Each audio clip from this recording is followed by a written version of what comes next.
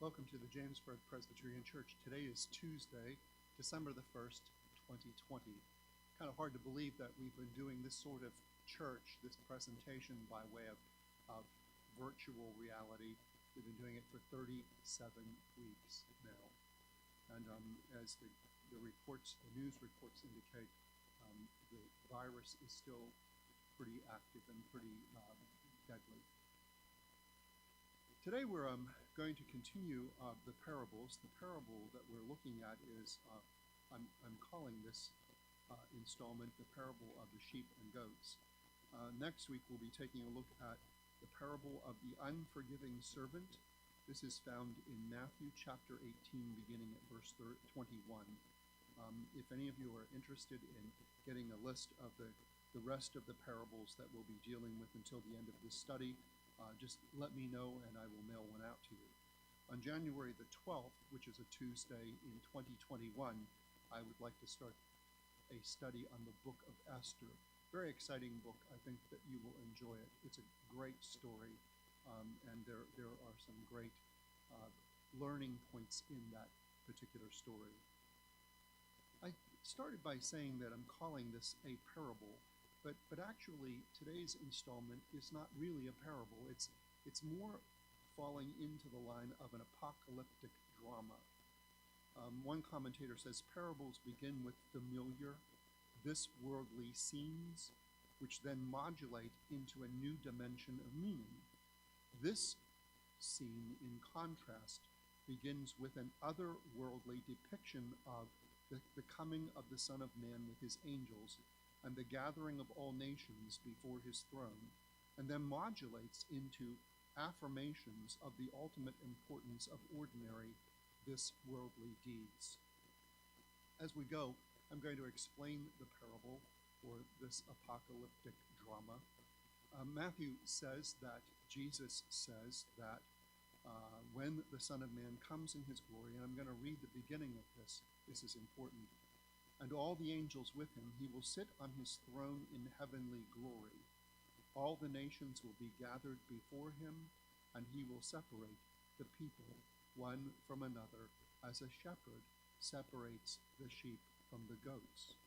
He will put the sheep on his right and the goats on his left.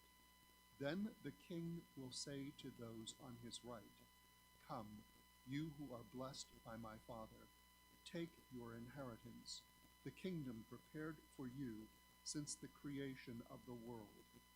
For I was hungry, and you gave me something to eat. I was thirsty, and you gave me something to drink.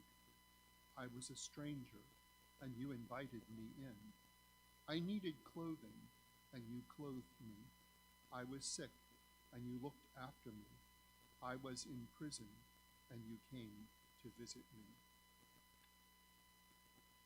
The Son of Man is identified as the king, and of course we know that this is an allusion to Jesus and his second coming. We don't know when that time will be. We just know by faith that there is some sort of cataclysmic judgment at some point in time. Sometimes we talk about realized eschatology, and that is every one of us has that date. We may not know what it is, but we all know that we will pass from this life and we will stand before God and have to account for the way we lived our lives.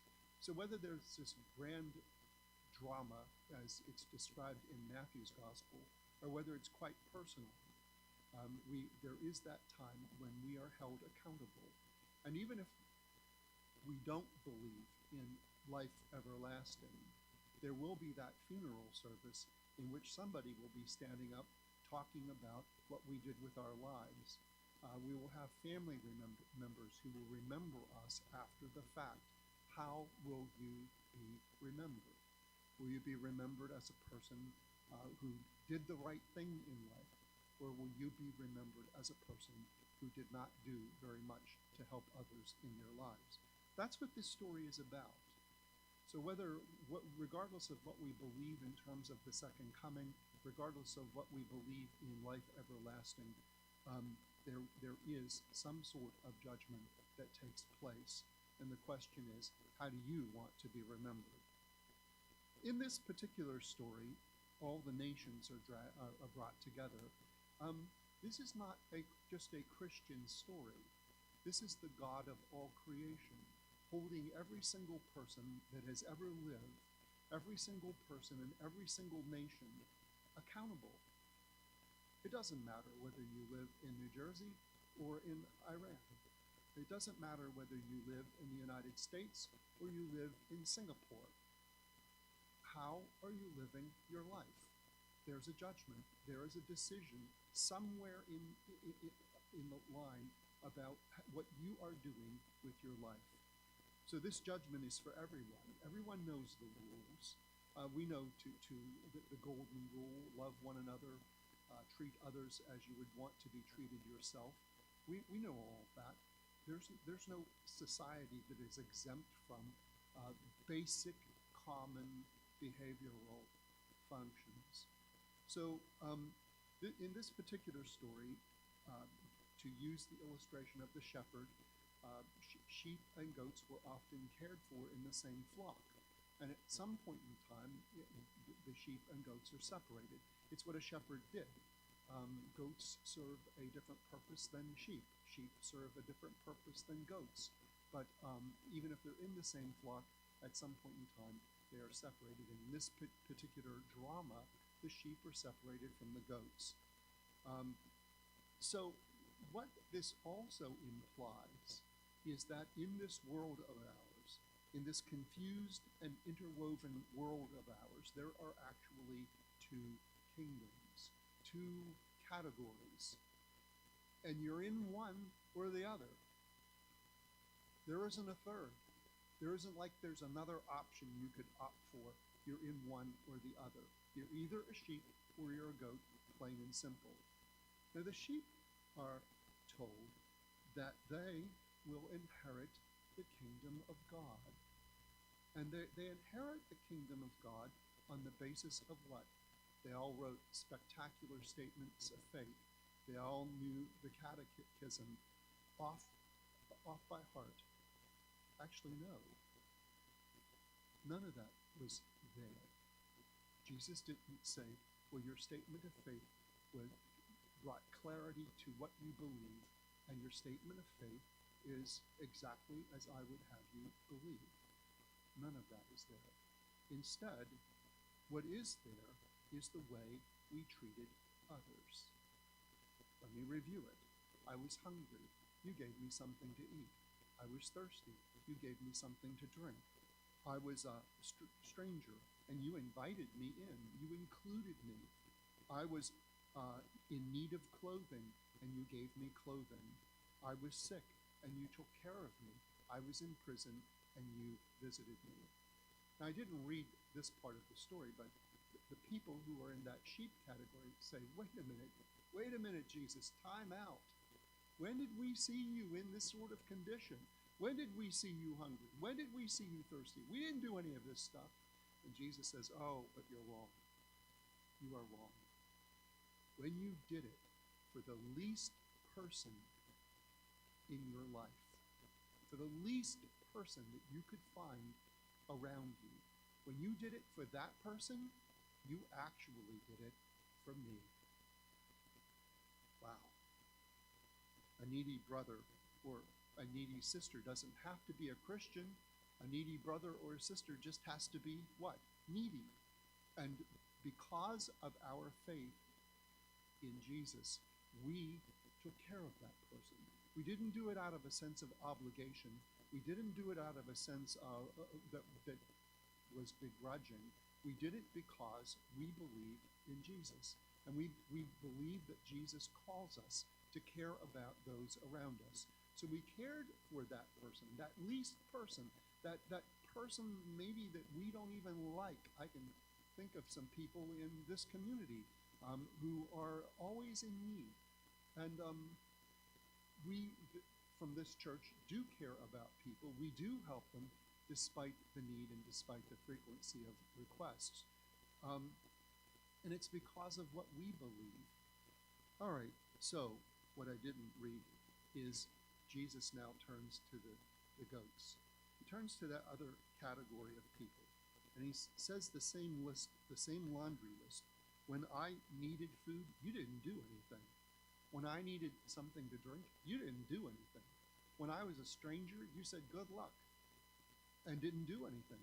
When I was sick, you didn't care. You didn't look in on me. When I was in prison, you said, so what? Enjoy yourself. When I was without clothing, you said, that's your problem, buddy. And so these persons are cast aside.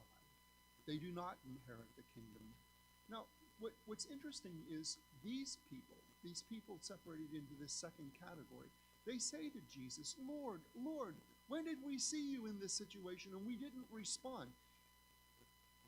This indicates that they knew. They knew Jesus. They knew the rules. We all know the rules. We all know that there are times in our lives when we need things. We need comfort from other people. We need help from other people, resources, sometimes things that we can't get for ourselves. We need those things. And we're dependent, just as everybody else is, on one another's compassion and goodwill and generosity. Sometimes we just require that generosity of spirit that forgives us when we overstep a boundary and hurt someone. These people knew. They knew Jesus. And they said, Lord, Lord, when did we see you in this horrendous situation and we did nothing for you? Now, some things that we need to note is that when all the nations are called together, the Greek makes it clear that it's not nations that are being judged. It's not like the nation of the United States that's being judged. It's the people within that nation. So this is all about a judgment on individuals. Nations is just a way of saying that everyone receives that judgment. The other thing that's here is the Greek switches to the word ethne, which is a masculine pronoun for them, again indicating that it's individuals that are part of the judgment. Those who are needy can be anyone. Those who are needy can be in another country. If we know about need, it is our responsibility to care for that person. In this sense, we are the brother and sister of everyone. We are the person who makes a difference. So, if you're not one of those people making a difference, at least in the lives of those immediately around you, then we need to rethink what we're doing, because this is a pretty harsh judgment, not based upon what we believe. It's based upon what we do. Are we making a difference in the lives of those in need? Are we caring about those who have specific needs? Are we allowing people to go to bed hungry at night when we could make a difference? Nobody's asking for us to give our last slice of bread. We give from what we have in our abundance. If we can spare a slice and not go hungry ourselves, then that's what we ought to be doing. We should be helping those around us. And nobody is exempt from this final judgment. It's a very harsh kind of reality to realize that we could have the right faith all of our lives and live lives that do not show evidence of our faith.